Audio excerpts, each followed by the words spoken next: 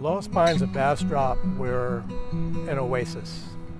It was a population of pine trees where populations of pine trees should never have existed. People would come on it surprised. It had its own character, it had its own climate, it had its own sound, it had its own smell, and people wanted to build their lives around it.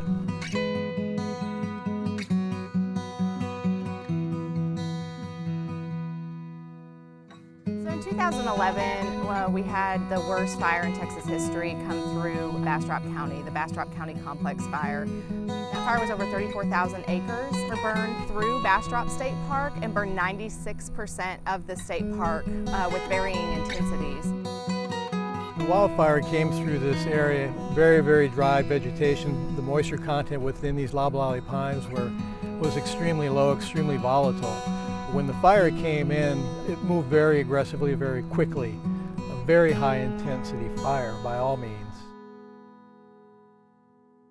Once the fire blew through the area, we immediately started planning on, how are we going to take this forest forward into the future? How are we going to continue to have the Lost Pines of Texas? And so that reforestation process really became a very community-based approach. Many different entities from state agencies, the local community, private partnerships, they came together and we made a reforestation plan.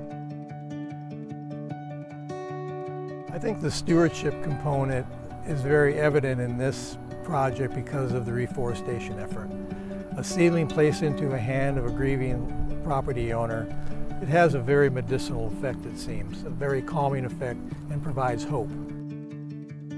That replanting effort really gave the emphasis to move that forward. It gave people that hope, and it brought back landscape and ecology that identifies this community. The success of it was huge.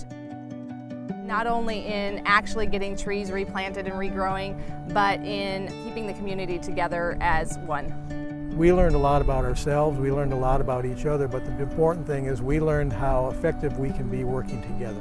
There was not a lot of I's, but a lot of we's involved, and we're very honored to have been a part of it.